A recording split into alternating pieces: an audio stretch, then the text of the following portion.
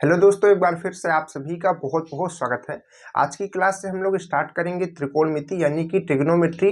तो ट्रिग्नोमेट्री के बहुत सारे चीज़ें बोली जा रही थी कि इससे क्वेश्चन आता है सर, इसको कराइए, लेकिन हमने कहा कि पहले फर्स्ट यूनिट खत्म हो जाने दीजिए फिर इसको स्टार्ट करते हैं। तो फर्स्ट यूनिट यानी कि अलजेब्रा हम लोग पढ़ चुके हैं, जिसमें हम लोगों ने बहुत सारे चैप्टर्स को पढ़ा, जैसे कि नंबर सिस्टम यानी कि संख्या पद्धति, और उसमें हम लोगों ने घातांक और करणी के बारे में पढ़ा, एलसीएम पढ़ा, एचसीएफ के क्वेश्चन सॉल्व किए, और उसके साथ साथ हम लोगों ने लीनियर इक्वेशन यानी कि रैखिक समीकरण, द्विघात समीकरण और भी इक्वेशन के फॉर्मूले, गुणनखंड वगैरह, और उसके बाद हम लोगों ने सेट के बारे में पढ़ा और फंक्शन के बारे में यानी कि मैपिंग के बारे में, इन सारी चीज़ों के बारे में फर्स्ट यूनिट यानी कि जिसका नाम है अलजेब्रा, तो उसमें हम लोगों ने इसको पढ़ रखा है। ठीक है, तो अगर आपने उसको नहीं देखा तो उसको जाकर के पहले अच्छे से देख लीजिएगा, समझ लीजिएगा इस क्लास के बाद में। ठीक है, और आज की क्लास से अगर आपको ट्रिग्नोमेट्री यानी कि त्रिकोणमिति के बारे में कुछ भी नहीं पता है तो आप इसको अगर रेगुलर धीरे धीरे देखते चलते हैं तो आपको हर एक चीज़ अच्छे से क्लियर हो जाएगी, क्योंकि जो त्रिकोणमिति का क्लासेस है वो ढेर सारी चलेंगी। ठीक है, क्योंकि ये बड़ा टॉपिक है तो इसमें बहुत सारी चीज़ों को हम लेकर के चलेंगे। तो बेसिक से आज की जो क्लास है एकदम समझ लीजिए कि बेसिक से हम लोग स्टार्ट करेंगे कि जो ट्रिग्नोमेट्री है वो आई कहाँ से, हम आपको सब कुछ समझाते चलेंगे, क्वेश्चन भी कराएंगे। ठीक है,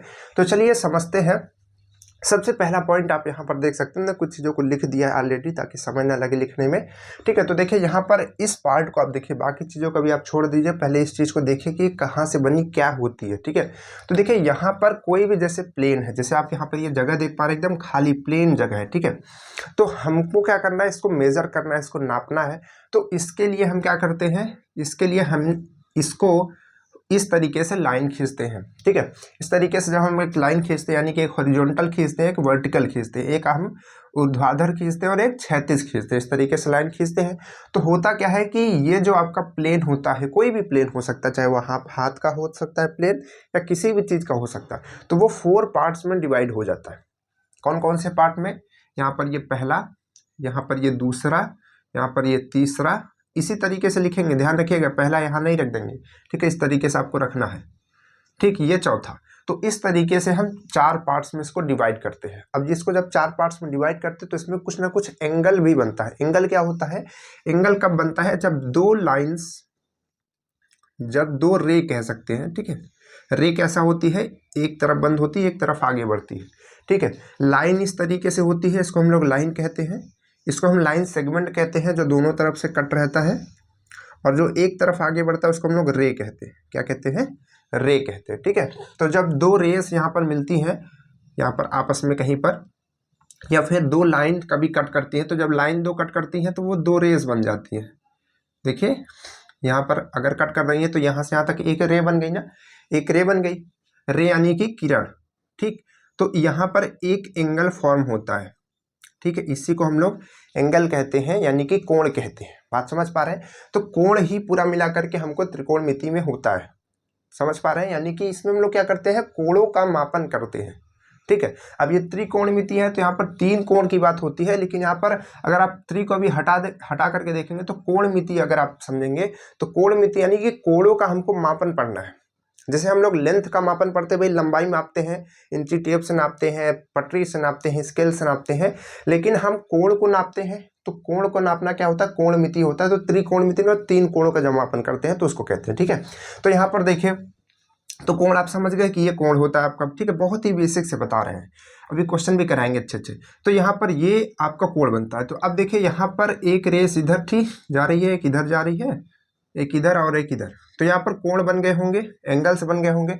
तो यहाँ पर जो एंगल्स बनते हैं, जब हम प्लेन पर दो लाइंस को इस तरीके से कट करते हैं, वर्टिकल और हॉरिजॉन्टल यानी कि क्षैतिज और ऊर्ध्वाधर, तो यहाँ पर जो एंगल बनता है ये 90 का बनता है, 90 का बनता है। क्या बनता है? 90 का। और इधर भी इसका कितना बनता है? 90 का ही बनता है। और इधर भी कितना बनता है? 90 का ही बनता है। और इधर कितना बनता है? 90 का ही बनता है। बात समझ पा रहे हैं हमारी? ठीक है, इतना बनता है। तो अब देखिए यहाँ से हम लोग मेजर करना स्टार्ट करते हैं, क्योंकि जैसे एक लाइन ये हो गई, अब यहाँ से हम मेजर करते हैं कि ये यहाँ से इतना कितना एंगल हुआ, मतलब कि ये लाइन तो फिक्स है, यहाँ से ये दूसरी लाइन हमने उठाई तो हमने देखा कि कितना उठा, ये कितना ऊपर उठा, यानी कि कितना एंगल ऊपर गया। ठीक, तो ये हो गया। अब मान लीजिए कि हम इसको इतना ना उठा करके इतना उठा देते, इतना ना करके इतना कर देते तो एंगल इतना हो जाता, लेकिन मेजर कहाँ से करेंगे, इसी बेस लाइन से हम मेजर करेंगे। ठीक, अगर इतना ना उठाते हम और भी ज़्यादा फैला देते, इतना कर देते, वो लाइन हमारी सेम रहेगी। और मेजर कहाँ से करेंगे, यहीं से करेंगे बार बार। बात समझ पा रहे हैं? तो उसी तरीके से जब हम यहाँ पर प्लेन पर मेजर करते हैं तो वो इस बेस लाइन से मेजर करते हैं। ठीक है, यहाँ से मेजर करना स्टार्ट करते हैं इस लाइन से। तो इस लाइन से अगर आप इस लाइन को मेजर करेंगे तो यहाँ से लेकर के यहाँ तक कितने का एंगल बन रहा है, ये 90 का। और इस एंगल को हम लोग जीरो मानते हैं। क्या मानते हैं, जीरो एंगल मानते हैं। यानी कि जब ये लाइन, एक लाइन ऐसी थी और ये वाली लाइन भी इसी पर थी, ठीक है, तब क्या एंगल बनेगा भाई, जीरो एंगल बनेगा ना, कोई एंगल ही नहीं है। अब जब ये वाली आगे बढ़ेगी तब ये बनेगा एंगल। तो यहाँ से जब ये आगे बढ़ती है तो 90 का एंगल बन जाता है। बात क्लियर है? फिर जब ये लाइन और आगे बढ़ती है तो 90 और 90 कितना हो जाएगा, तो 90 और 90 क्या हो जाएगा, 180 डिग्री का बन जाता है। ठीक, और जब फिर और आगे बढ़ेगी यानी कि यहाँ से 90 फिर 90 फिर 90, तो 3 बारी आएगा तो यहाँ पर क्या होगा, 3 बारी आएगा तो 270 हो जाएगा। आप जोड़ करके देख लीजिएगा, 3 बार 90, 9 त्रिक 27, ठीक है, आ जाएगा।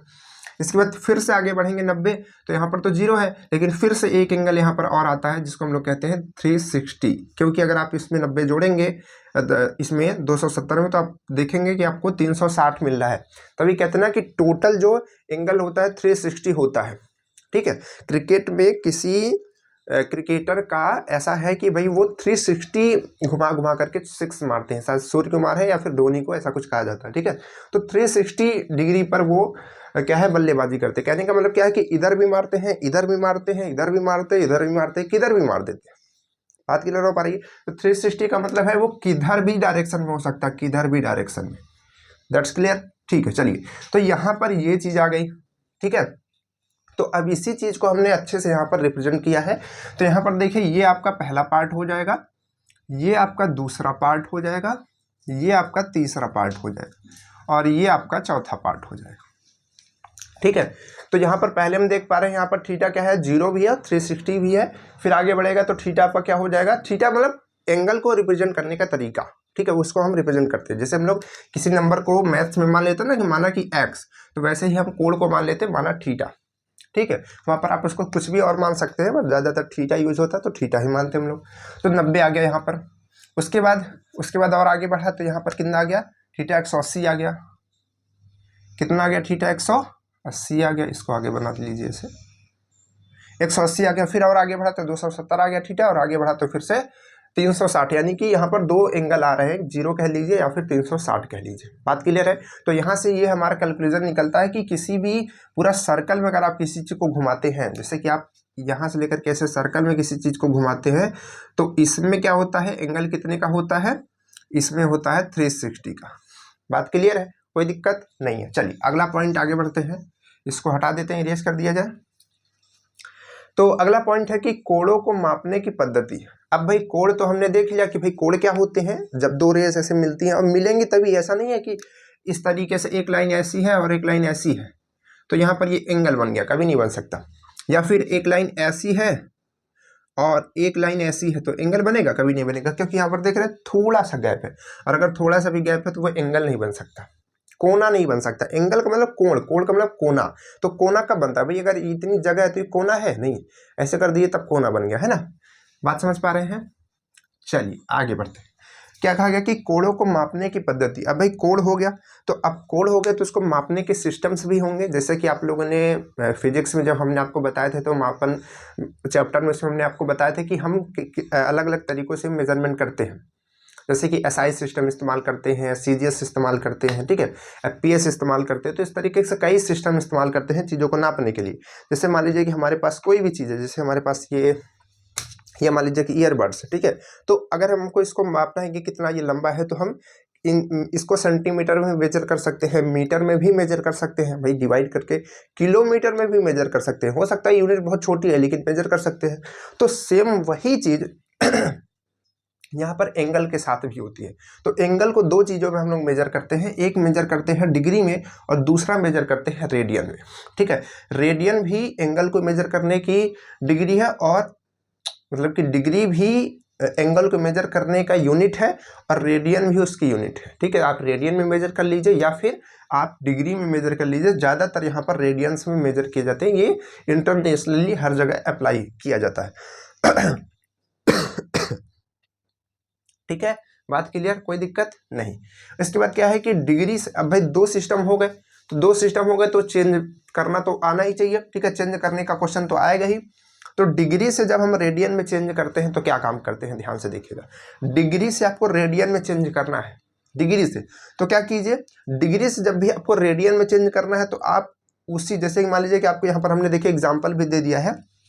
तो जैसे मान लीजिए कि 540 डिग्री को आपको, अब आप सोच रहे हैं कि अगर 360 तक डिग्री होता ही है, यहाँ से 540 कहाँ से आ गया, तो यहाँ पर परेशान मत होइए, इसको भी हम आपको क्लियर कर देते हैं। तो देखिए जैसे कि ये यहाँ से चलना स्टार्ट किया और ऐसे से घूमते घूमते घूमते यहाँ तक आया, तो कितना हुआ, 360 हुआ। अगर ये फिर से बढ़ जाएगा तो 360 में 90 और ऐड हो जाएगा। बात समझ पा रहे हैं? तो इस तरीके से यहाँ पर हम बता सकते हैं। तो ऐसे करके हम कई चक्कर लगा सकते हैं और इतना एंगल इतना ला सकते हैं। तो देखिए अगर आपको डिग्री से रेडियन में ले जाना है तो क्या करना पड़ेगा, आपको उस एंगल को एक सेकेंड, जुकाम होने की वजह से थोड़ा सा आवाज मोटी हो गई। तो देखिए यहाँ पर क्या है कि डिग्री को हमको किस में चेंज करना है, रेडियन में। तो यहाँ से इसको हमको पहले पाई से मल्टीप्लाई करना पड़ेगा। पाई आप समझते हैं, ठीक है, पाई जिसमें 2πr इस तरीके से फॉर्मूला याद होगा। तो यहाँ पर पाई से हम इसको मल्टीप्लाई करेंगे और अपॉन में 180 करेंगे। बात समझ पा रहे हैं? तो वो किस में हो जाएगा, रेडियन में चेंज हो जाएगा। इसको सॉल्व कर लेंगे तो रेडियन में आ जाएगा। और रेडियन को हम लोग ऐसे लिखते हैं और डिग्री को हम लोग इस तरीके से लगाते हैं। आगे आते हैं, रेडियन से डिग्री में करना है तो क्या करेंगे, रेडियन से डिग्री में करना है तो यहाँ पर ये रेडियन में दिया है, हमको यही चीज को उल्टा कर देना है। देखिए पाई को नीचे कर देना है, 180 को ऊपर कर देना है। ठीक है, और बाकी सेम वही चीज, यानी कि 180 से मल्टीप्लाई करना है, पाई से डिवाइड करना है, तो यहाँ पर ये डिग्री में आ जाएगा। अब आप सोच रहे हैं 1260 डिग्री कहाँ से आ गया, फिर से वही चीज, इसमें चक्कर लगाते जाइए तो 1260 तो कभी ना कभी आ ही जाएगा। तो यहाँ पर ये आ गया, कोई दिक्कत नहीं है। अब चलिए ये आप सोच रहे होंगे कि यार इसको याद कैसे करेंगे, कन्फ्यूजन हो गया, कभी 180 है ऊपर, कभी पाई ऊपर है। तो देखिए याद करने का छोटा सा तरीका बताते हैं। आप देखिए कि किस में चेंज करना है, यहाँ पर डिग्री से रेडियन में चेंज करना है, डिग्री से रेडियन में चेंज करना। और जिसमें चेंज हो रहा है भाई वो तो एकदम बड़ा आदमी है भाई, क्योंकि उसमें चीजों को बदला जा रहा है। ठीक है, हमारे हिसाब से काम किया जा रहा है। यहाँ पर किसके हिसाब से काम किया जा रहा है, डिग्री से रेडियन में हो रहा है। तो कहने का मतलब क्या है कि रेडियन के हिसाब से हम लोग वैल्यू को ले रहे हैं, रेडियन में ले रहे हैं। तो रेडियन में ले रहे हैं तो यहाँ पर देखिए, ये आप देख सकते हैं, ये जो पाई है आपका आर के जैसा दिखता है। देखिए जो पाई है आपका ये आर के जैसा दिखता है, तो ये ऊपर रहेगा, एकदम मस्त से सीना तान के ऊपर रहेगा कि हम में चेंज किया जा रहा है, रेडियन में चेंज किया जा रहा है, तो ये ऊपर रहेगा। ऐसे याद कर सकते हैं। और दूसरा क्या है कि जब रेडियन से डिग्री में, यानी कि अब क्या है, डिग्री जो है वो थोड़ा सा बढ़िया हो गया है, उसकी पावर बढ़ चुकी है, डिग्री में सब चीज को चेंज किया जा रहा है। तो वो जब वो आपका पाई है वो नीचे आ जाएगा, उसका जो है सर झुक जाएगा, वो नीचे आ जाएगा, और यहाँ पर सीना बढ़िया तान के ऊपर खड़ा रहेगा। कहेगा नहीं भैया हम रेडियन में चेंज हो रहा है तो पाई ऊपर रहेगा, ठीक है, और डिग्री में चेंज हो रहा है तो पाई नीचे रहेगा, और 180 तो ऊपर हो जाएगा। बात समझ पा रहे हैं? तो इस तरीके से आप इसको याद रख सकते हैं और कन्वर्ट करने का तरीका जान सकते हैं। ठीक है, अब आप सोच रहे हैं यार ये सब कहाँ क्वेश्चन पूछा जाएगा, ये सब क्वेश्चन कहाँ से पूछा जाएगा। तो आप परेशान मत होइए, बड़े क्वेश्चन पूछे जाएंगे, और बड़े क्वेश्चन में आपके जो ऑप्शन रहेंगे, मान लीजिए कि वो रेडियन में दे दिया और जो आपका आंसर आ रहा है वो डिग्री में आ रहा है और ऑप्शन रेडियन में है। अब आप चेंज करके तभी लगा सकते हैं कौन सा सही है कौन सा नहीं, और आपको चेंज करना ही नहीं आता तो फिर दिक्कत हो जाएगी। और आप जानते हैं कि ऑप्शन लगभग लगभग सेम होते हैं, तो आप गलती होने के चांसेस रहते हैं, तो फिर वहां पर दिक्कत हो जाएगी। बात क्लियर? चलिए, तो इन दोनों चीज़ों को भी आप नोट डाउन कर लीजिए। ये एक्सेस चीज़ें यहाँ पर हटा देते हैं, इन चीज़ों को हटा देते हैं यहाँ से। चलिए ठीक है, कोई दिक्कत, एग्जाम्पल के साथ ही इस तरीके से लिख लीजिए समझने के लिए। तो ये हो गया। अब इसके बाद बात करते हैं यहाँ पर बहुभुज। अब ये बहुभुज क्या होते हैं, चलिए देखते हैं। एंगल कहाँ कहाँ आपको देखने को मिलते हैं, एंगल्स कहाँ कहाँ देखने को मिलते हैं। जैसे जैसे हम एक ट्रायंगल बनाते हैं, ध्यान से देखिएगा, एक हम क्या बनाते हैं, ट्रायंगल बनाते हैं। क्या बनाते हैं, ट्रायंगल्स बनाते हैं। तो ये आपका ट्रायंगल हो गया। अब ट्रायंगल में देख पा रहे हैं आप, एक ये भुजा है, एक ये भुजा है, एक ये भुजा है। ठीक है, अब ये बराबर है नहीं बराबर है वह सब अलग की बात है। ठीक है, तो यहां पर क्या है, 3 भुजाएं हैं। चलिए दूसरा शेप बनाते हैं। ये क्या है, ये आपका रेक्टेंगल है, ये ट्रायंगल है। इसमें कितनी भुजाएं, 4 भुजाएं, ठीक है, 4 भुजाएं हैं। और भी हम बना सकते हैं, 5 वाला भी बना सकते हैं, ठीक, जिसमें 5 भुजाएं होती हैं। इस तरीके से बनता है 1 2 3 4 और 5। 6 वाला भी बनाया जा सकता है, 7 वाला, 8 वाला, हर कोई बनाया जा सकता है। तो यहाँ पर आप देख पा रहे हैं कि इसमें 3 भुजाएं, इसमें 4 भुजाएं, इसमें 5 भुजाएं। तो इन्हीं भुजाओं के आधार पे जो हमारे शेप बनते हैं उनको हम लोग कहते हैं बहुभुज। 2 भुजाओं से ज़्यादा जो होते हैं उसको हम लोग बहुभुज कहते हैं, और 2 भुजाओं से ज़्यादा ही बन सकते हैं। अगर आप चाहेंगे कि केवल 2 भुजाओं से कोई शेप बना ले तो आप कभी नहीं बना सकते। आप ट्राई कर लीजिएगा कि 2 लाइन से आप कोई शेप बना ले, कंप्लीट ही नहीं होगा, ठीक है। 3 मिनिमम चाहिए, आप एक बार चेक कर लीजिएगा, ठीक है। 2 लाइन से बनाने की कोशिश कीजिएगा कोई भी शेप, ठीक है। आप घुमाइएगा नहीं कि ऐसा कर दे कि एक लाइन ये दूसरी लाइन ये, लो बन गया शेप, ऐसा नहीं करना है, ठीक है, ऐसा नहीं करना है, सीधी सीधी लाइन। चलिए, तो यहाँ पर ये 3 है, यहाँ पर 4, यहाँ 5 है, तो इन्हीं को हम लोग कहते हैं बहुभुज। यहाँ पर है कि बहुभुजों के अंतःकोण, अब अंतःकोण क्या होते हैं? अंतःकोण मतलब यहाँ पर ये जो इंटरनल एंगल्स होते हैं अंदर के, ये अंतःकोण इनको कहते हैं। यहाँ पर भी इंटरनल एंगल्स होते हैं, ये दिस, ये, और इसमें भी होंगे, एक ये, एक ये, एक ये, एक ये, एक ये, ठीक है। तो जैसे कि यहाँ पर 3 है तो 3 एंगल होंगे, 4 है तो 4 एंगल होंगे, यहाँ पर 5 है तो 5 एंगल्स होंगे, 6 है तो 6 एंगल होंगे, ठीक है। तो यहाँ पर कहा जा रहा है कि बहुभुजों के अंतःकोण का योग, यानी कि अगर इनका हम योग निकालना चाहें, इनके अंदर के कोणों का, क्योंकि हम लोग यहाँ पर कोण की बातें कर रहे हैं, तो कोण को हम लोग मेजर करेंगे।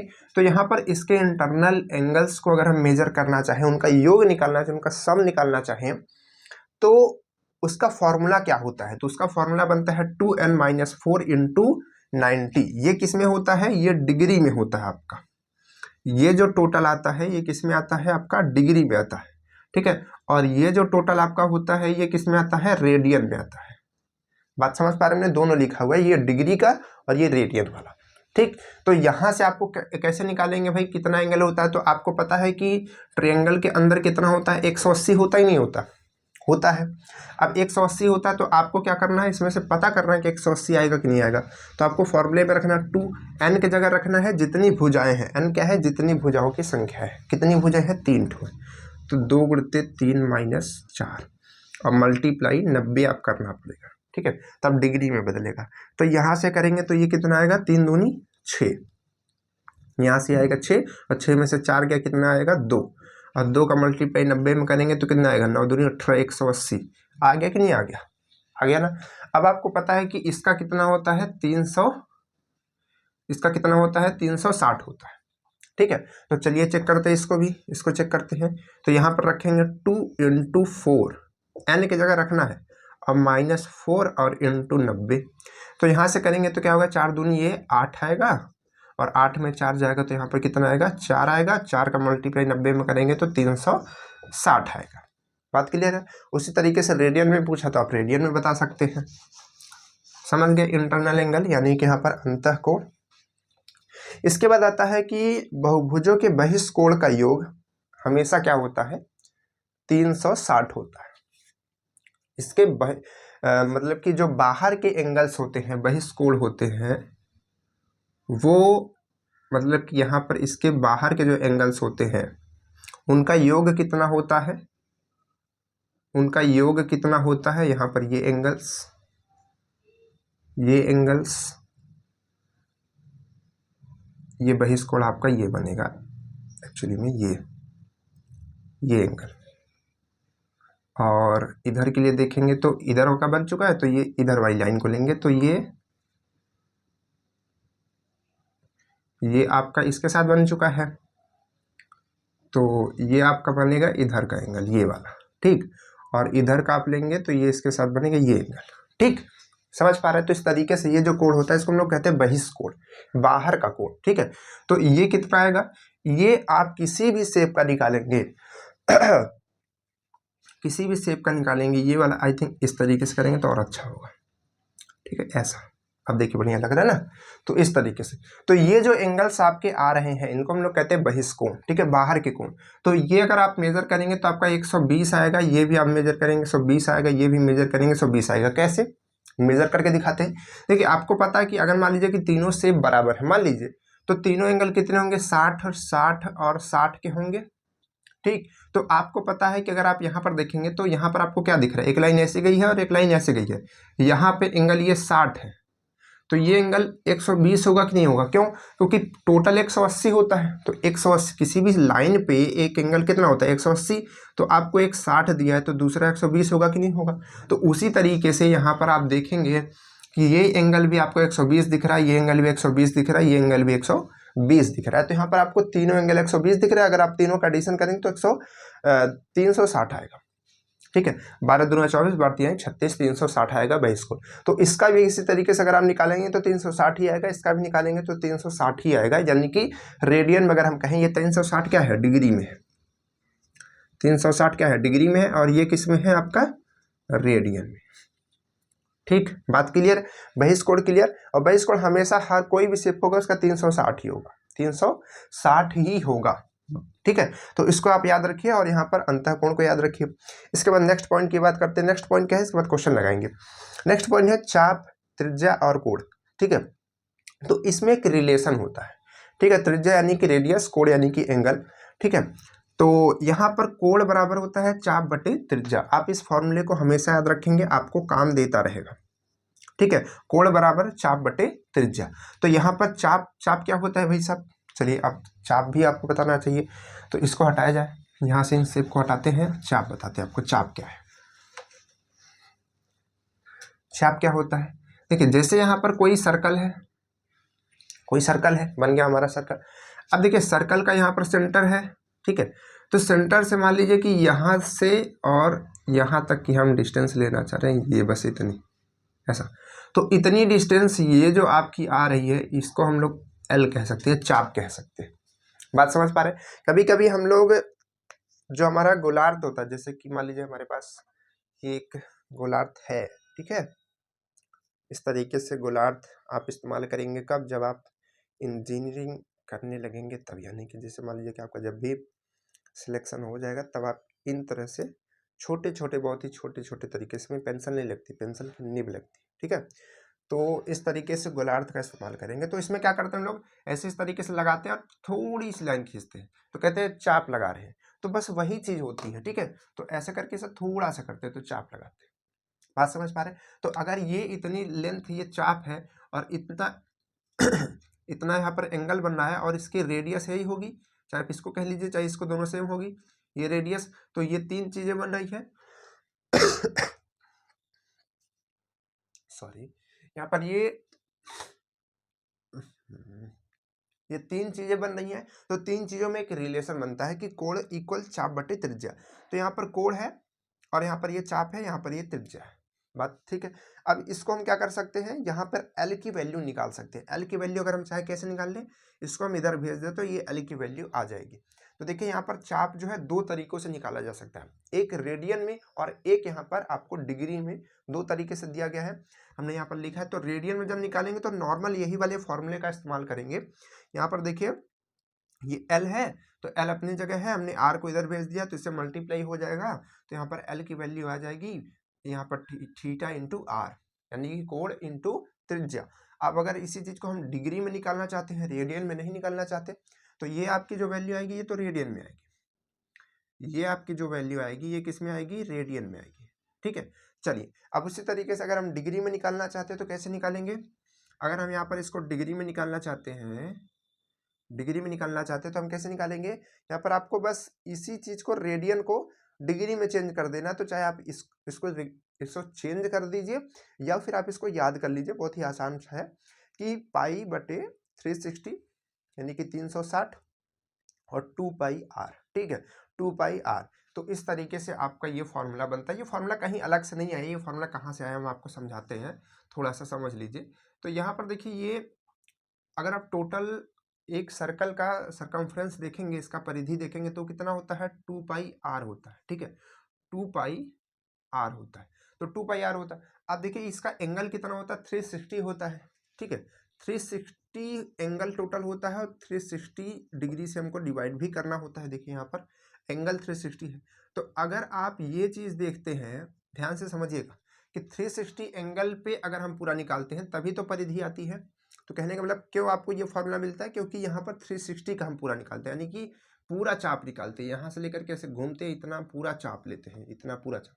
तो पूरा चाप मतलब हमने कितना घूमा, 360 घूमा, तो 360 रखते हैं तो 360 कट जाता है और हमको यही दिखता है, तो हमको लगता है कि इसका फॉर्मूला 2πr है।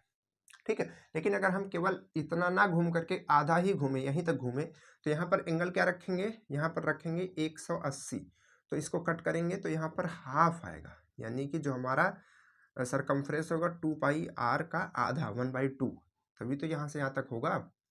ठीक, तो उसी तरीके से जो भी एंगल आपको दिया रहेगा, जैसे मान लीजिए कि आपको एक क्वेश्चन इस पर छोटा सा बता रहे हैं, जैसे मान लीजिए कि एक दिया है कि एक सर्कल है जिसपे एक चाप लगा हुआ है, ठीक है, यहाँ पर एक चाप लगा हुआ है, ये एंगल आपका मान लीजिए कि 60 का है, ठीक है, 60 डिग्री का है, आपको बताना है यहाँ पर चाप की लंबाई क्या होगी। ठीक है, तो आपको क्या करना है, आपको तुरंत थीटा की जगह 60 रखना है, नीचे 360 रखना है और 2πr करके इसको सॉल्व कर लेना है। जो भी आंसर आएगा वो आपका इसमें वैल्यू आ जाएगी एल की, यानी कि आपके चाप की कि ये कितना बड़ा होगा।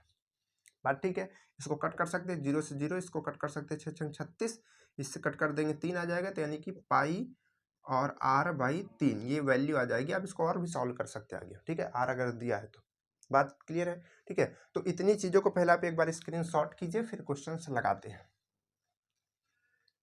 चलिए भाई साहब, चलिए इसको एक बार स्क्रीनशॉट एक बार कर लीजिए, फिर क्वेश्चंस लगाते हैं। ठीक है, तो इतना अगर आप समझ चुके हैं तो आप क्वेश्चन लगाने के लिए बिल्कुल रेडी हैं, और अब आपको फटाफट क्वेश्चन लगाने हैं। अपने रफ और कॉपी निकाल लीजिए और अब हम लोग क्वेश्चन लगाना स्टार्ट करेंगे। ठीक है, कोशिश करेंगे कि जितने क्वेश्चंस लाए हैं सारे क्वेश्चंस लग जाए, नहीं लग पाएंगे तो हम लोग नेक्स्ट बारी सॉल्व कर लेंगे। चलिए, वैसे नेक्स्ट बारी के लिए रखना नहीं चाह रहे हैं, क्योंकि नेक्स्ट बारी दूसरा टॉपिक स्टार्ट करेंगे। तो देखिए यहाँ पर क्या है, सबसे पहला क्वेश्चन ये है, क्वेश्चन नंबर 1 क्या है, 7 बजकर, ध्यान से देखिएगा, 7 बजकर 20 मिनट, 7 बजकर 20 मिनट पर घड़ी की दोनों सुइयों के बीच का कोण होगा। ठीक है, ऑप्शन आपके पास में है 80, 90, 100, 110। क्या बात है, ऑप्शन भी बढ़िया है ना, 10-10 बढ़ता चला है। तो देखिए यहाँ पर कहा जा रहा है, ये आपको क्वेश्चन बहुत ही आसान लग रहा होगा, लेकिन यहाँ पर थोड़ा समझना पड़ेगा आपको। देखिएगा क्या कहा जा रहा है कि 7 बज के 20 मिनट, चलिए घड़ी पे 7 बज के 20 मिनट बजाते हैं भाई। एक घड़ी है दिस, यहाँ पर 12 होता है, यहाँ पे 6, यहाँ पे 9, नहीं, यहाँ पे 3, और यहाँ पे 9, यहाँ पर 10, यहाँ पर 11, यहाँ पर 1, यहाँ पर 2, यहाँ पर 4, यहाँ पर 5, यहाँ पर 7, यहाँ पर 8। इस तरीके से घड़ी बनी होती है हमारी। हम 7 बज के 20 मिनट यहाँ पर बजाने की कोशिश कर रहे हैं, आप बताइएगा सही है कि नहीं है। ठीक है, 7 बज के 20 मिनट। हम यहाँ पर सेकंड की सुई जो है नहीं बनाएंगे, क्योंकि सेकंड का यहाँ पर कोई काम नहीं है हमारे क्वेश्चन में। तो हम क्या कर रहे हैं, 7 बज के 20 मिनट कौन सा होगा भाई, यहाँ तक 15 होता है, यहाँ पर 20 होगा। ठीक है, तो हमने ये बजा दिया 7 बज के 20 मिनट। क्या ये आपको घड़ी देख करके लग रहा है सही है? बिल्कुल। चलिए दूसरा घड़ी बनाते हैं, नहीं बनाते, चलिए समय लगेगा, इसी में समझ लीजिए। तो क्या ये सही आपको दिख रहा है? अगर आपको सही लग रहा है तो आप अपने आंखों की थोड़ा सा जांच कराइए, या फिर आप और भी कॉन्सेप्ट को समझने की कोशिश कीजिए। अब यहाँ पर ये गलत क्यों है? गलत इस वजह से है, क्या 7 बज के 20 मिनट तो ठीक है भाई, यहाँ पर 20 मिनट जो है वो तो एकदम ठीक है, कोई दिक्कत नहीं, उसमें 20 मिनट वाली मिनट पे ही है। लेकिन क्या 7 बजे, यहाँ पर आप देख रहे हैं कि 7 के एकदम सीधे पे है, क्या जब ये 20 मिनट होगा तो कुछ ना कुछ तो ये भी आगे बढ़ेगी। तो कहने का मतलब ये जो है, अब थोड़ा सा 7 के सामने ना होकर के अब ये कहाँ रहेगी, थोड़ा सा 7 से आगे दिखेगी, आपको कुछ इस तरीके से दिखेगी। इस बात को समझ पा रहे कि नहीं? अगर इस बात को आप समझ पा रहे हैं तो इस क्वेश्चन को तुरंत कर पाएंगे, तुरंत झटके में। तो यहाँ पर ये थोड़ा सा आगे दिखेगा क्योंकि 20 मिनट हो चुका है। 7 एकदम कब बजता है? 7 के सामने एकदम कब होती है? जब ये मिनट वाली 12 के सामने थी, ठीक है। ये कुछ चल के आ गई है तो ये थोड़ा बहुत तो खिसक गई होगी ना। अब कितना खिसकी होगी, कितना एंगल, वो हम सब फाइंड करेंगे, लेकिन थोड़ा बहुत तो खिसक गई होगी। बात क्लियर है? चलिए अब क्वेश्चन पे आते हैं। तो क्वेश्चन में क्या कह रहा है कि इस एंगल और इस, यानी कि ये सुई और ये सुई के बीच कितना एंगल बन रहा है, यही आपको बताना है। ये एंगल आपको फाइंड करना है। तो मान लीजिए कि ये थीटा बन रहा है, ठीक है। तो अब देखिए पूरी घड़ी में टोटल कितना होता है? 360 होता है, 360 होता है, क्योंकि पूरी सर्कल की होती है। तो टोटल घड़ी में 360 होता है। और आप ये देखिए कि टोटल घड़ी कितने भाग में डिवाइड होती है? 12 भाग में डिवाइड होती है। 1 2 3 4 ऐसे करते करते टोटल 12 भाग में। तो अगर आप इसको 12 से भाग कर देंगे तो 12 यानी 36, तो यहाँ पर 30 डिग्री आ रहा है। तो कहने का मतलब यहाँ से यहाँ तक 30 डिग्री, यहाँ से यहाँ 30 डिग्री, यहाँ से यहाँ 30 मतलब 30 का अंतर होता है। यानी कि 1 घंटे के बीच कितने डिग्री होता है? 30 का अंतर होता है यहाँ पर। अगर आवर वाली आप देखेंगे तब, घंटे वाली सुई देखेंगे तो यहाँ पर एक सुई चलने में कितना चलता है? 360 चलता, मतलब कि 30 चलता है, 30 चलता है, ठीक है। कोई दिक्कत नहीं है। तो अगर हम 12 से मेजर करें, यहाँ से मेजर करें, इसको हम लोग 0 डिग्री माने, तो अगर हम देखें कि ये जो सुई है हमारी घंटे वाली कितना चल चुकी है टोटल, तो हम ये कह सकते हैं ना कि 7 गुणित 30 चल चुकी है वो, क्योंकि वो 7 मतलब 7 से थोड़ा आगे है, अभी उसको लिखते हैं। लेकिन पहले मान लीजिए कि 7 तक चली है, तो यहाँ से लेकर के यहाँ तक 7 गुणित 30 चल चुकी, नहीं चल चुकी है, ठीक है। कोई दिक्कत नहीं है, चलिए बहुत अच्छी बात है। यानी कि यहाँ से लेकर के यहाँ एंगल, लेकिन अभी भी उसमें थोड़ा एंगल और चला हुआ है। कितना एंगल चला है? 20 मिनट, 20 मिनट उसने चला है। तो 20 मिनट को अगर हम आवर्स में कन्वर्ट करना चाहें तो 60 से भाग कर सकते हो, तो 1 घंटे में कन्वर्ट हो जाएगा, ठीक है। तो हम ये कह सकते हैं ना कि कितना घंटा और चली? 20/60 घंटे और चली, यानी कि बहुत ही थोड़ा समय और चली, 20 मिनट और चली। तो 20 मिनट ये फिर से हो गया, तो उसमें भी थोड़ा सा घूमेगी। तो कितना घूमेगी? हम 30 से फिर से मल्टीप्लाई कर देंगे। अब 30 से क्यों कर रहे हैं? क्योंकि ये इससे थोड़ा सा आगे गई है ना, इसी को तो हम लोग मेजर कर रहे हैं। तो इस वजह से 30 से मल्टीप्लाई कर रहे हैं, क्योंकि 1 घंटे में 30 होता है। तो 7 घंटे में तो हमने मल्टीप्लाई कर दिया, इतना होगा।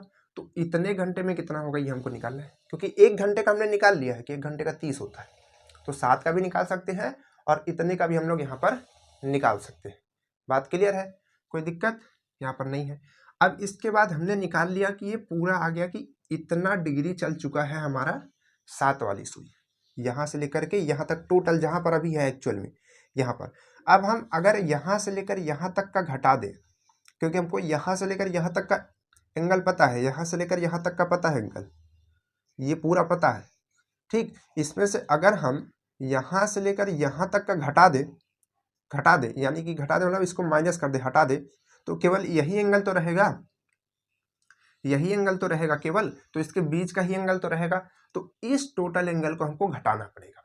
तो ये टोटल एंगल क्या है? तो देखिए 30 30 30 और 30, 4 बार 30। तो कितनी बार क्या है यहाँ पर? 4 बार में। तो 4 बार कितना होगा? 30 30 अगर आप मेजर करेंगे तो 4 बार कितना आएगा? 30 दूनी 60 और 90, और 90 के बाद 120, ठीक है। तो यहाँ पर आपका कितना आएगा? ये 120 आएगा कि नहीं आएगा? 120 डिग्री आएगा। तो अब आप क्या कीजिए, इसको सॉल्व कर लीजिए। तो इसको सॉल्व करेंगे तो 7 त्रिक 21, और यहाँ पर प्लस इसको आप कट करेंगे तो यहाँ पर 2 एकम 2, 2 तिहाई 6, 3 से इसको कट करेंगे तो यहाँ पर 10 डिग्री आएगा, ठीक है, 10 डिग्री। अब उसके बाद माइनस यहाँ पर 120, ठीक है, माइनस 120। तो इसको आप पहले इसमें जोड़ दीजिए, तो ये 220 हो जाएगा और माइनस 120, तो इन दोनों को घटाएंगे तो क्या आएगा? 100 आएगा कि नहीं आएगा? 100 डिग्री आएगा। 220 में 120 घटाएंगे 100 आएगा। तो 100 आपके ऑप्शन में है, 100 मार दीजिए। बात समझ पा रहे हैं? इसको कैसे निकालना है आपको पता होना चाहिए कि 1 घंटे में 30 डिग्री है, तो 7 घंटे पहले चलिए उतना निकाल लीजिए। थोड़ा सा और आगे बढ़ी, कितना? जो आपको मिनट में दिया था उसको आप घंटे में चेंज करके 30 से मल्टीप्लाई कर दीजिए, वो भी आपको थोड़ा सा बढ़ गया। उसके बाद जितना आपको हटाना था, घटाना था, 120 आप देख रहे थे, उसको आप घटा दिए, आगे आंसर। चलिए इसको नोट डाउन कर लीजिए। चलिए आगे बढ़ते हैं। अब इसी तरीके का कुछ एक क्वेश्चन और लिख लीजिए, ठीक है, होमवर्क के लिए, इसको कीजिएगा साथ में। तो अब आपको ये बताना है यहाँ पर, इसमें बस चेंज करना है कि आपको बताना है 8 बज के अब आपको बताना है कि 8 बज के 40 मिनट पे ये क्या होगा, मतलब उसके बीच एंगल क्या होगा। आप इसको फाइंड कीजिएगा, जो भी आंसर आएगा उसको आप बताइएगा। अगला क्वेश्चन लिखा जाए। चलिए अगला क्वेश्चन की बात करते हैं। अगले क्वेश्चन की बात, अगला क्वेश्चन है कि एक त्रिभुज के अधिक कोण, ध्यान से देखिएगा ये क्या है, एक त्रिभुज के अधिक कोण तथा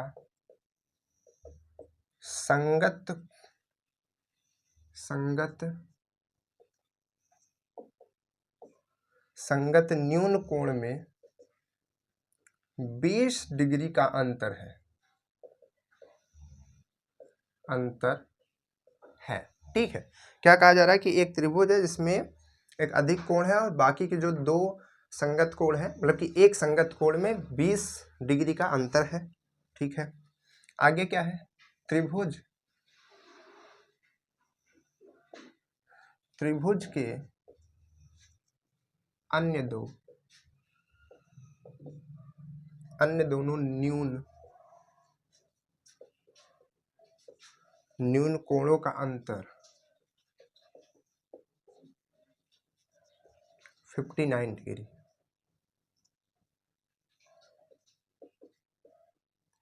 है।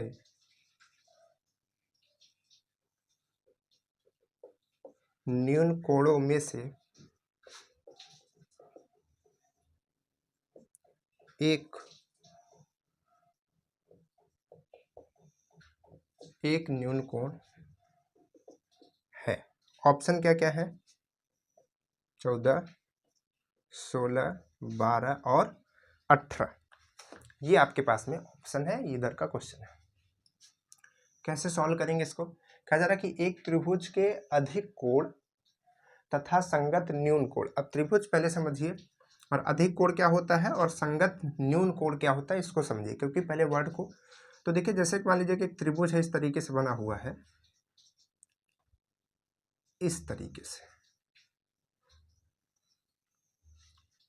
ठीक, इस तरीके से त्रिभुज बना हुआ है। ठीक है, अब वो त्रिभुज कैसा भी हो सकता है। यहाँ पर कहा गया कि एक अधिक कोण क्या होता है, अधिक कोण वो होता है जो 180 से ज्यादा होता है। ठीक है, तो 180 से यहाँ पर एक कोण है जो कि 180 से ज्यादा है, इसको हम लोग अधिक कोण कह रहे हैं। ठीक है, तो हम इसको क्या कह देते हैं, मान लीजिए कि हम इसको ए कह देते हैं।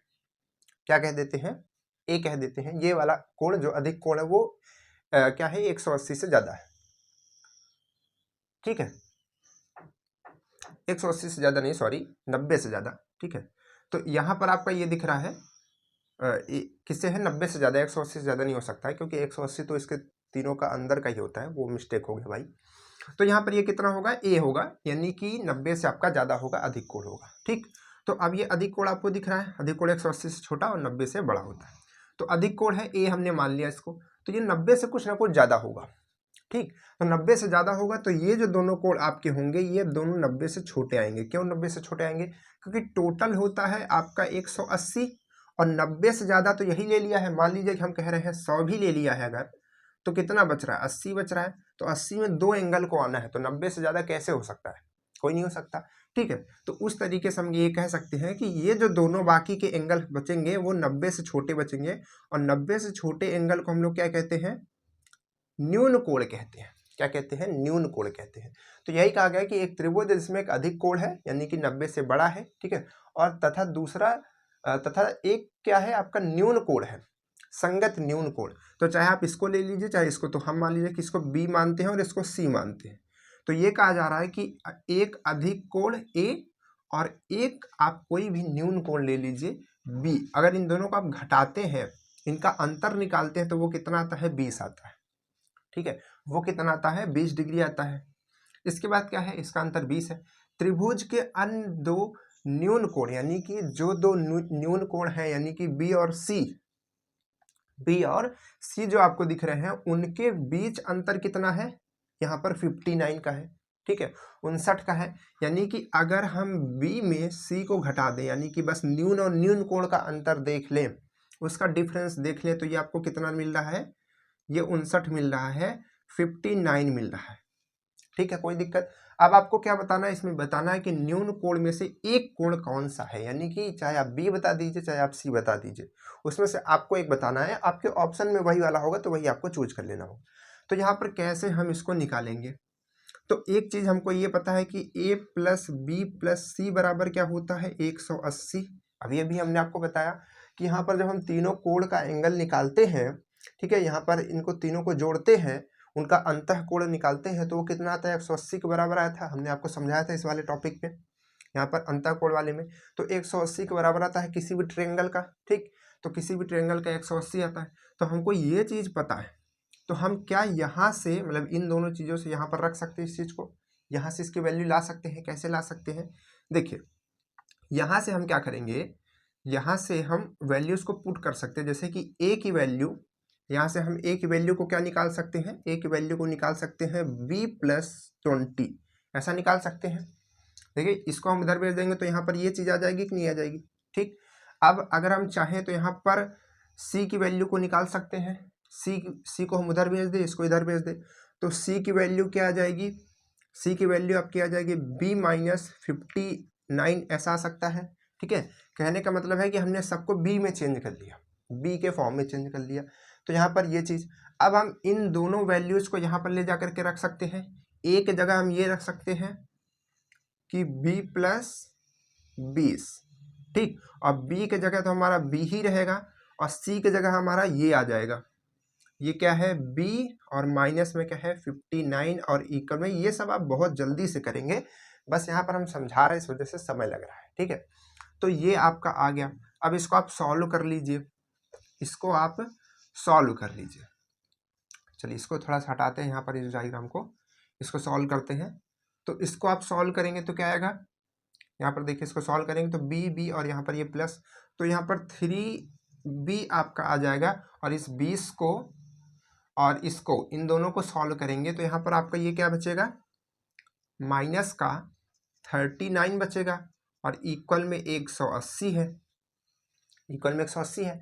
तो अब आप क्या कीजिए, इसको सॉल्व कीजिए थोड़ा सा, और यहाँ से सॉल्व करेंगे तो इसको उधर भेजेंगे तो क्या होगा, प्लस में हो जाएगा। तो ये जोड़ करके 9 और यहाँ पर 1 हो जाएगा, और यहाँ पर 2, तो 219 हो जाएगा। और b की वैल्यू अगर आप निकालेंगे तो यहाँ पर 219, और यहाँ पर आपका क्या आएगा, ये 3 आएगा अपॉन में। अब आप इसको सॉल्व कीजिए, यानी कि डिवाइड कीजिए, तो डिवाइड करेंगे तो 7 का हो जाएगा, 7 त्रिक 21, और यहाँ पर 3 त्रिक का 9, तो ये कितना आ रहा है, 73 आ रहा है। ठीक है, तो 73 आएगी b की वैल्यू, लेकिन आपके ऑप्शन में 73 नहीं है। तो अब आप क्या कीजिए, आप समझ जाइए कि ये b की वैल्यू नहीं पूछ रहा था, ये दूसरे वाले की पूछ रहा था, c की पूछ रहा था। तो अब आप यहाँ से c की वैल्यू निकाल सकते हैं, चाहे यहाँ से निकाल लीजिए। तो यहाँ से आप निकालिए c की वैल्यू, यहाँ से निकालिए, b की पता चल चुकी है कितना है, b की वैल्यू कितने है, 73 है।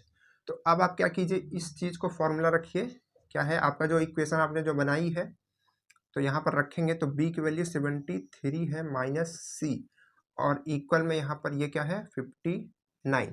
ठीक, तो अब आप इस चीज़ को उधर भेजिए, इसको उधर लाइए, तो 73 माइनस 59 और यहाँ पर c।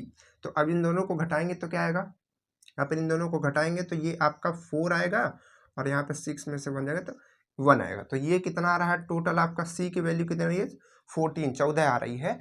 तो ये 14 आपके ऑप्शन में है, बिल्कुल है। तो c की वैल्यू यहाँ पर आ गई। तो आपने b की भी निकाल ली, यानी कि दूसरा न्यून कोड था उसका भी निकाल लिया, और जो आपका एक उसके ऊपर वाला न्यून कोड था उसको भी निकाल लिया, 14। तो 14 या फिर आप क्या था 73, ठीक है, 14 या फिर 73, तो 2 वैल्यू आ गई। तो जो वैल्यू आपके ऑप्शन में है उसको लगा दीजिए। ठीक है, तो इस तरीके से आप इसको नोट कर लीजिए। जल्दी से आगे बढ़ते हैं, आगे बढ़ते हैं। अब आपको इन सारी प्रॉपर्टीज को याद रखना है कि भाई तीनों एंगल्स को जो योग होता है 180 होता है। अगर इन चीज़ों को नहीं याद रखेंगे तो फिर क्वेश्चन नहीं लगा पाएंगे। ठीक, चलिए आगे बढ़ते हैं और अगला क्वेश्चन सॉल्व करते हैं। आगे बढ़ा जाए, चलिए अगला क्वेश्चन क्या है। अगला क्वेश्चन बहुत ही आसान है ना। अगला क्वेश्चन ये कह रहा है कि 10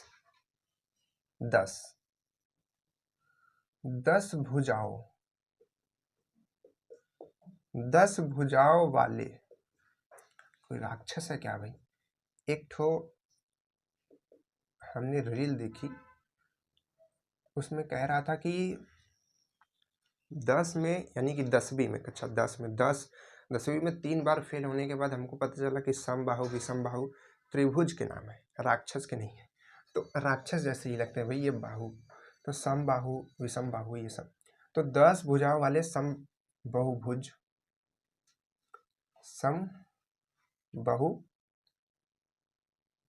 समबाहु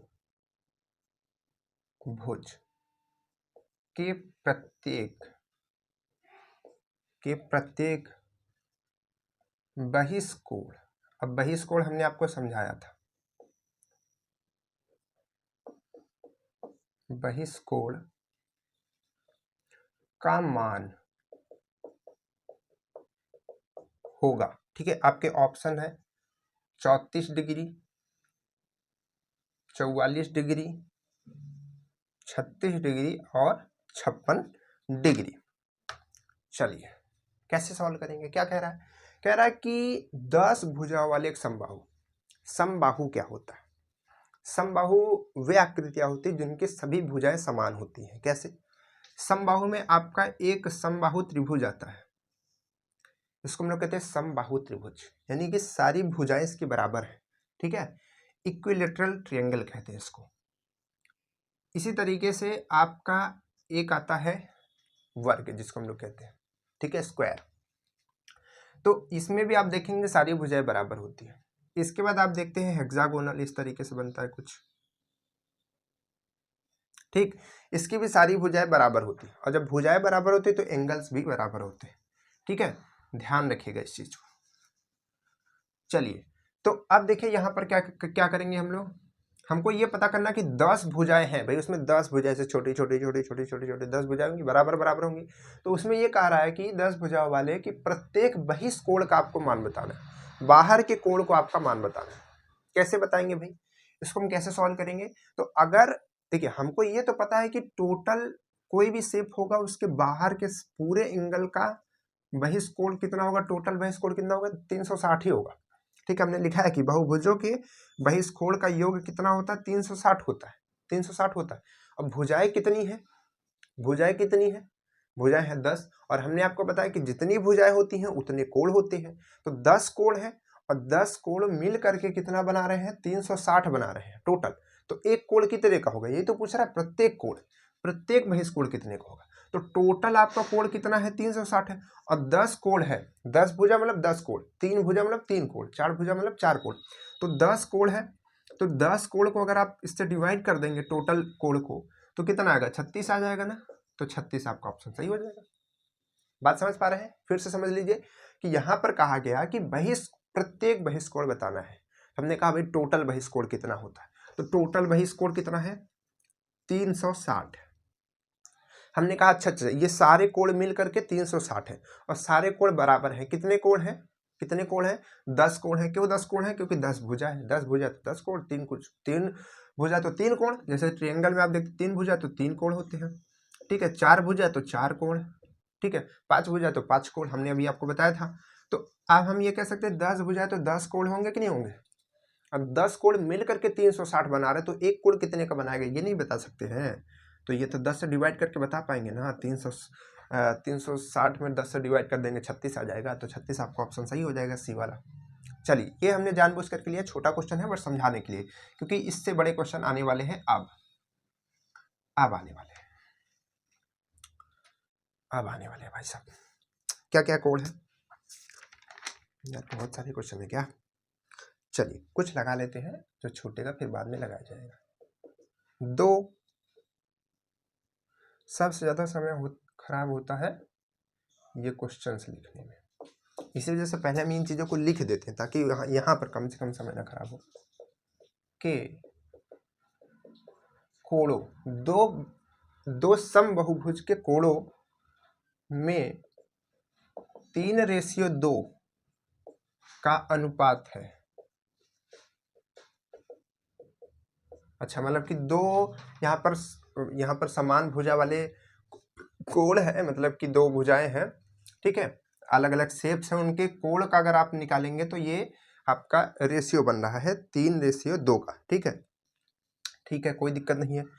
क्या कहा जा रहा है कि पहले बहुभुज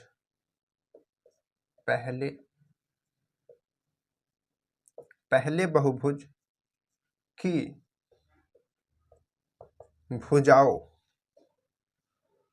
भुजाएं पहले बहुभुज की भुजाएं दूसरे बहुभुज की भुजाओं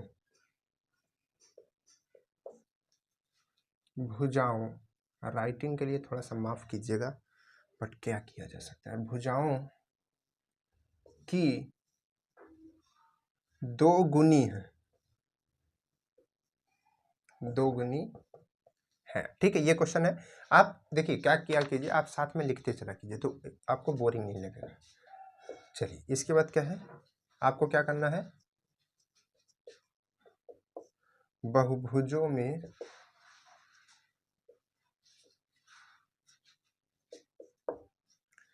भुजाएं हैं। अच्छा, मतलब कि आपको बताना है कि कितनी कितनी भुजाएं उसमें हैं। क्या क्या ऑप्शन है, 3,6, 5,10 और 4,8 और उसके बाद क्या है, उसके बाद है 6,12। ये आपके पास में ऑप्शन है, ये 12 है, 12 है। ठीक है, क्या कहा जा रहा है कि दो समबाहुभुजों हैं। ठीक है, मतलब कि दो अलग अलग समान भुजाएं वाले हैं। जैसे कि एक तीन हमने बताया कि एक इक्विलेटरल ट्रायंगल ले लीजिए, जैसे कि समबाहु त्रिभुज ले लीजिए, और एक आप ले लीजिए चार वाले, जैसे कि हमने आपको वर्ग बताया, स्क्वायर बताया। तो इसमें क्या है, दोनों में समान भुजाएं हैं, मतलब कि समान समान का मतलब कि इसमें चारों बराबर है, इसमें तीनों बराबर है। ठीक है, और इसमें तीन है, इसमें चार है, वही कहने का मतलब है। यहाँ पर दो समबाहुभुज, दो अलग अलग समबाहुभुज है, तो उनके कोणों में कितना का यहाँ पर दे रहा है आपको, 3:2 का अनुपात है, कोण में अनुपात है। ठीक है, कोण में ये अनुपात है। तो आपको क्या बताना है, और आपको ये चीज बताई है कि पहले बहुभुज की भुजाएं दूसरे बहुभुज की दो गुनी है। पहले बहुभुज, तो पहला बहुभुज हम मान लेते हैं कि n है।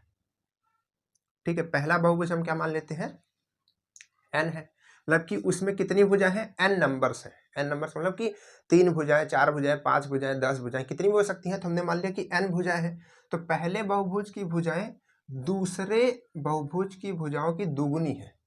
ठीक है, तो हम क्या करते हैं, दूसरी वाली पहले मानते हैं, थोड़ा अच्छा रहेगा। तो हम ये मानेंगे कि दूसरी, ध्यान से देखिएगा किसको क्या लिख रहे हैं वो समझिएगा, दूसरी या फिर दूसरे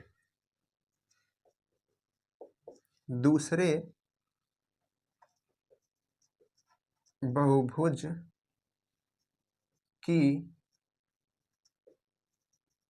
भुजाओं की संख्या बराबर n।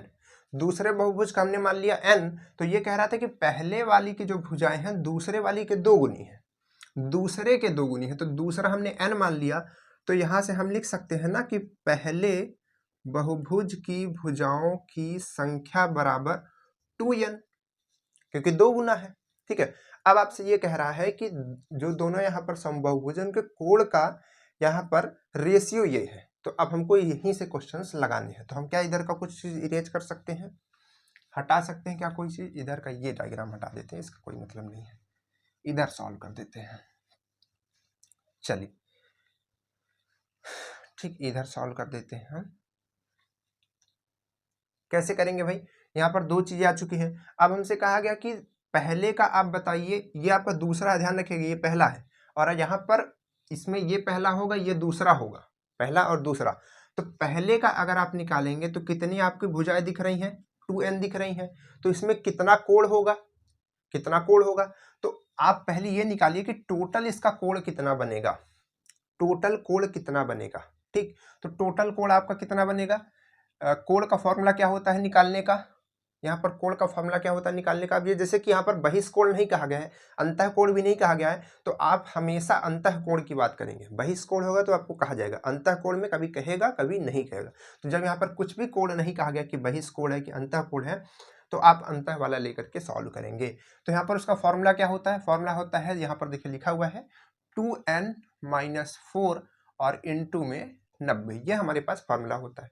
ठीक है, लेकिन ये फॉर्मूला किसका होता है, जब हम कोण निकालना चाहते हैं, कोणों का योग निकालना चाहते हैं। ठीक है, और यहाँ पर क्या है, कोणों का अनुपात है, कोण के योग का अनुपात नहीं है। तो कोण कैसे निकालेंगे, तो जितनी नंबर होंगी उससे हम डिवाइड कर देंगे, तो ये आपका कोण आ जाएगा। क्या आ जाएगा, कोण आ जाएगा, एंगल आ जाएगा, कोण। बात समझ पा रहे हैं भाई? जैसे अभी हमने आपको इसके पिछले वाले क्वेश्चन में बताया, हमने बताया कि टोटल कोण कितना था, 360 था। ठीक है, हमने जितने नंबर्स थे भुजाओं के, जितने कोण थे उससे हमने डिवाइड कर दिया तो एक का निकल गया। तो उसी तरीके से यहाँ पर अगर हम एक का निकालेंगे कि एक कोण कितने का बन पा रहा है, तो हम ये निकालेंगे कि टोटल कोण इतने हैं और n नंबर्स हैं, यानी कि n भुजाएं हैं या फिर n कोण है, क्योंकि जितनी भुजाएं उतने कोण। तो यहाँ पर n से अगर हम डिवाइड कर देंगे तो हमारा एक कोण निकल जाएगा। बात सही है? तो अगर हम पहले की बात करेंगे, पहले बहुभुज की बात करेंगे, तो यहाँ पर n के जगह हमको क्या रखना पड़ेगा, इस बारी n के जगह 2n रखना पड़ेगा। ठीक है, 2n कहने का मतलब क्या है, 2n कहने का मतलब है ये 2 तो रहेगा, वो 2 तो रहेगा ही, उसके साथ n के जगह हम 2n रखेंगे। ठीक, क्योंकि हमारे पास 2 गुना है। और माइनस में यहाँ पर 4 करेंगे और इनटू में यहाँ पर 90 करेंगे और अपॉन में क्या करेंगे, अपॉन में 2n करेंगे, क्योंकि n के जगह हमको क्या रखना है, 2n रखना है। ठीक है, चलिए हमने इसको अपॉन किया और हमने दूसरा लिखा। हमने क्या लिखा, दूसरा लिखा, दूसरे का लिखा। दूसरे का करेंगे तो क्या आएगा, दूसरे का तो n ही है, तो यहाँ पर कितना आ जाएगा, n की जगह n ही रख देंगे, तो कोई फर्क ही नहीं पड़ेगा। जैसा आपको फॉर्मूला दिख रहा है सेम वैसा ही लगेगा कि वही फार्मूला ही लिख दिया है, लेकिन वो n की जगह हमने n रखा है। अगर यहाँ पर कोई दूसरा मान लेते, x मान लेते या 2x, तो वहाँ पर चेंज हो जाता। ठीक है, तब यहाँ पर x 2x रखते हैं। बात समझ पा रहे नहीं? तो हमने इन दोनों का अपॉन क्यों लिया, क्योंकि पहले और दूसरे का अगर आप रेशियो लेते हैं, ठीक है, पहले और दूसरे का अगर आप रेशियो लेते हैं तो ये रेशियो कितने के बराबर आ रहा है, 3:2 के बराबर आ रहा है। ठीक है, देखिए हमने पहले को लिखा ऊपर और यहाँ पर ये, तो रेशियो को हम ऐसा लिख सकते हैं ना, 3/2 ऐसा लिख सकते हैं। तो ऊपर हमने पहले को लिखा और नीचे हमने दूसरे को लिखा। देखिए पहला और यहाँ पर ये बटे दूसरा। बात क्लियर है?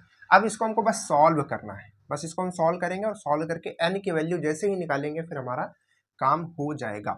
तो n की वैल्यू कैसे निकालेंगे, देखिए इसको सॉल्व करना है तो ये पूरी वैल्यू उठ करके यहाँ जाएगी और ये वैल्यू टोटल यहाँ जाएगी। ठीक है, तो क्या कट हो सकता है, n से n कट हो सकता है, 90 डिग्री से 90 डिग्री यहाँ पर ये कट हो सकता है।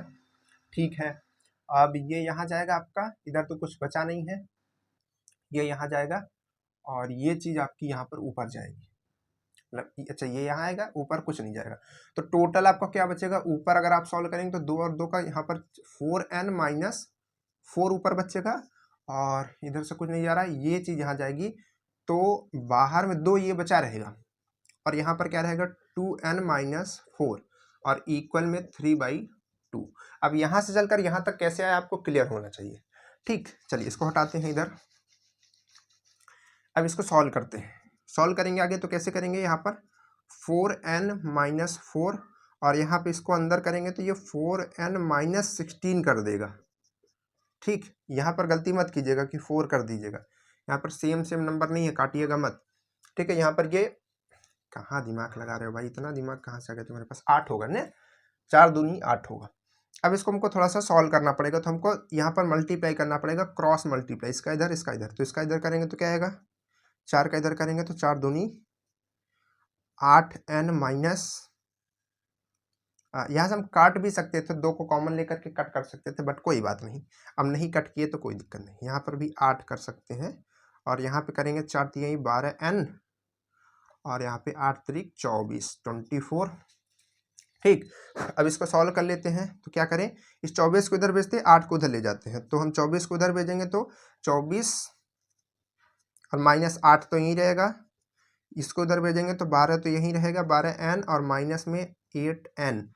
ठीक है, इसको सॉल्व करेंगे, 12 में 60 घटाएंगे 16 आएगा, 16। ठीक है, इधर घटाएंगे तो कितना आएगा, इधर घटाएंगे तो कितना आएगा, ये 4 आएगा, क्या 4 आएगा, 4n। तो 4 को इधर भेजेंगे तो कितना आएगा, 4 डिवाइड में, तो टोटल n की वैल्यू यहाँ पर हमारे पास कितना आएगी, 4 चौक 16, 4 आएगी। ठीक है, तो पहले यानी कि दूसरे में कितना आ रहा है, यहाँ पर हमारे पास में 4 आ रहा है। ठीक है, और एक में 4 आ रहा है तो दूसरे में कितना आएगा, उसका 2 गुना है तो 8 आएगा। ठीक है, तो एक में 4 आ रहा है, दूसरे में 8 आ रहा है, तो आपका ऑप्शन आपको कौन सा दिख रहा है, 4 और 8 कहीं पर दिख रहा है, तो 4 और 8 दिख रहा है तो आप इसको लगा दीजिए सही। ठीक है, कोई दिक्कत नहीं होनी चाहिए, आपका 4 और 8 आंसर सही हो जाएगा। इस तरीके से आप इसको सॉल्व कर सकते हैं। ठीक है, ध्यान रखिएगा कैसे आपको सॉल्व करना है। आपको यहाँ पर ये जो दिया है ये कोणों का दिया है, और आपको जो ये फॉर्मूला पता है ये कोण का योग पता है, तो योग में अगर आप सबसे डिवाइड कर देते हैं, हमने कहा कि 3 नंबर्स हैं। ठीक है, तीनों बराबर बराबर हैं, तीनों का योग मान लीजिए कि 12 है, तो एक कितना होगा भाई, 3 से हम उसको डिवाइड कर देंगे तो 4 4 आ जाएगा, 4 3 12। बात समझ पा रहे हैं? तो बस वही चीज है, तो हमको क्या करना पड़ता है, कोणों से डिवाइड करने देना पड़ता है, जितने कोण होते हैं टोटल कोण में से कोण से डिवाइड, तो आ जाएगा एक कोण की वैल्यू। ठीक, तो एक कोण की वैल्यू ये है। चलिए आगे बढ़ा जाए, इसको इरेज करते हैं। अगला क्वेश्चन भी कुछ इसी तरीके से है, देख लेते हैं, अगर कुछ ना इरेज करना पड़े तो कोई बात नहीं, इरेज करना पड़ेगा, कोई बात नहीं। हाँ चलिए, बहुत ही मेहनत हो गई ना। क्या कहा गया कि यदि दो नियत बहुभुज, लिखना पड़ेगा, इतना मेहनत करके आपके लिए लिखते हैं और आप हैं कि उसको शेयर भी नहीं करते हैं, दोस्तों को भी नहीं बताते हैं, और आगे तो क्या ही कहना। ठीक है, यदि दो नियत बहुभुजों की भुजाएं की भुजाओं की संख्या, दो नियत बहुभुजों की भुजाओं की संख्या 1:5 का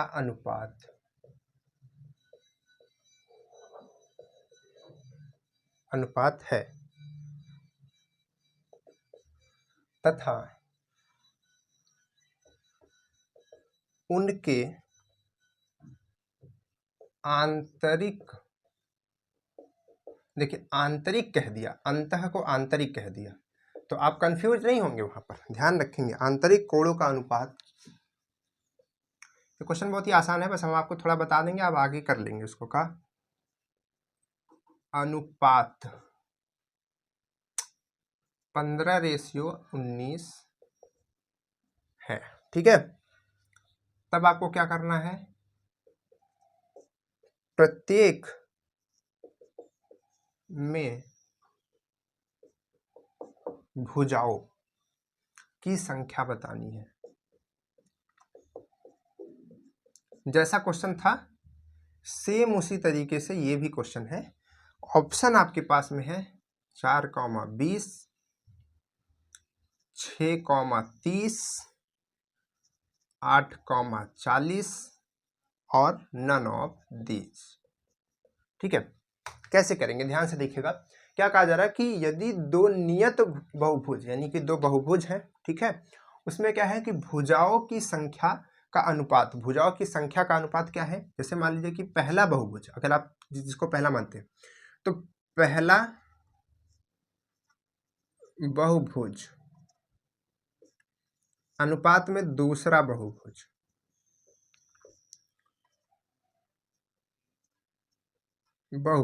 ठीक है, इनका रेशियो कितना आ रहा है, ये कह रहा है कि रेशियो मतलब अपॉन में हम लिख सकते हैं 1/5 लिख सकते हैं। देखिए इनका हमने रेशियो लिया अपॉन में करके, पहला बहुभुज अपॉन दूसरा बहुभुज, और क्या बहुभुज में क्या, ये क्या है, भुजाओं की संख्या,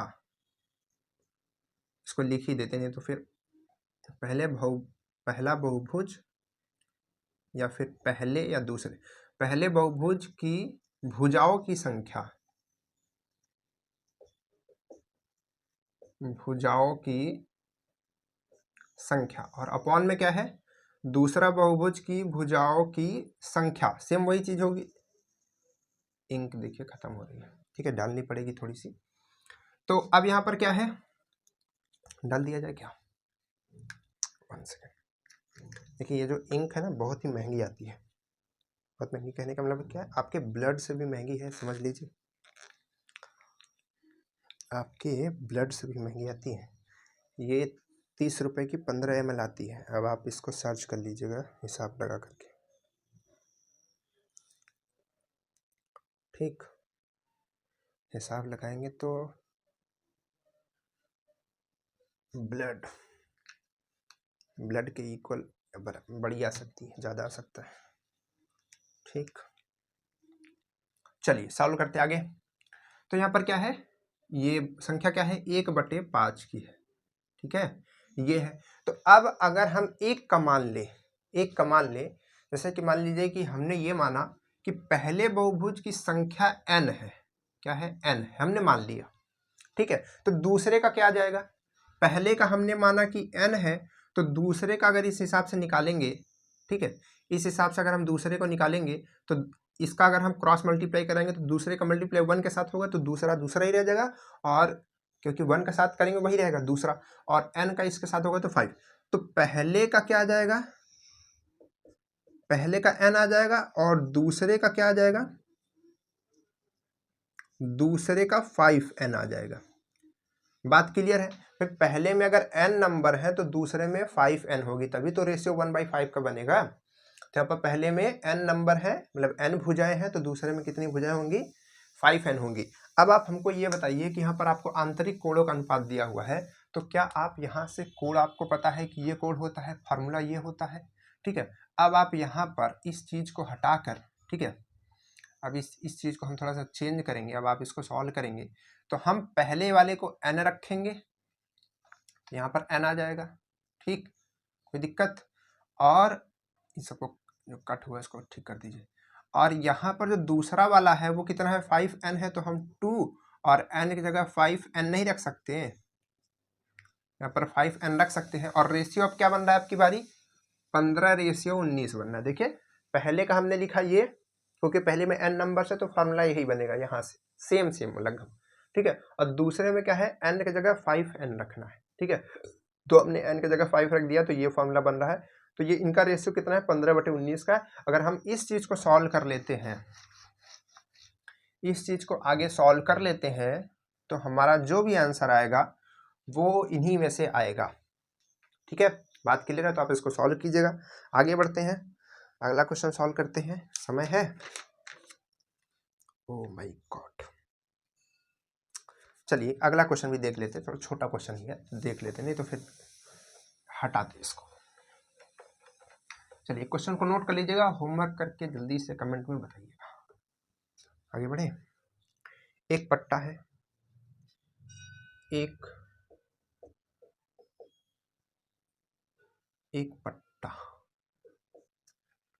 पट्टा 25 सेंटीमीटर व्यास की पुली से गुजरता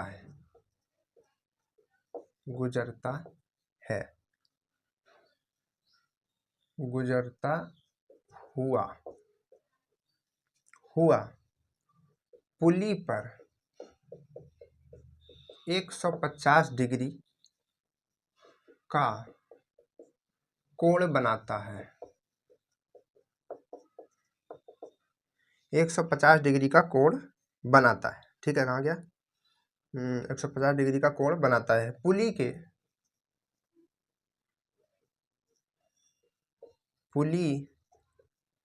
के संपर्क में पट्टे की लंबाई क्या होगी। ऑप्शन भी दे दिया जाए। चलिए ऑप्शन आपके पास में क्या क्या है देख लीजिए, बहुत बढ़िया ऑप्शन है। 65.43 सेंटीमीटर, 32.74 सेंटीमीटर, 18.75 सेंटीमीटर और NOT भी है, ठीक है। ये क्वेश्चन है, कैसे सॉल्व करेंगे, आइए बात करते हैं। देखिए एक पट्टा है, पहले समझिए पट्टा और पुली क्या होता है, जो लोग नहीं समझते हैं इसको समझिए। देखिए आपने इस तरीके से कहीं पर इस तरीके से कहीं पर इस चीज को देखा है? ऐसे जब कभी आप अगर गांव से बिलोंग करते तो आपने देखा होगा, जब आप कभी चक्की पे जाते हैं,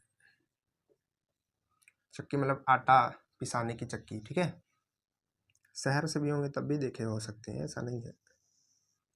गांव वाले बच्चे इस सब चीज़ों में थोड़ा इन्वॉल्व रहते हैं, काम करते हैं, तो वो देखते हैं, ठीक है। चलिए, तो इस तरीके से आपने देखा होगा कि यहाँ पर